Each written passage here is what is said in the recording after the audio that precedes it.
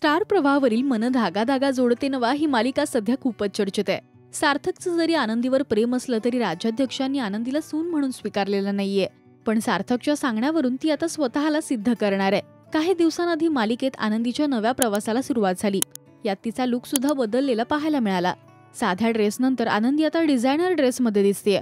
याच सोबत चर्चा आहे ते तिच्या मंगळसूत्राची. हे आनंदी मंगळसूत्र सध्या एक ट्रेंड सेट करतंय. अनेक महिलांना याची डिझाईन आवडतेय. काळ्या मण्यांची सर आणि त्याला डायमंडच्या वाट्या असलेलं हे मंगळसूत्र सगळ्यांचंच लक्ष वेधून घेतंय.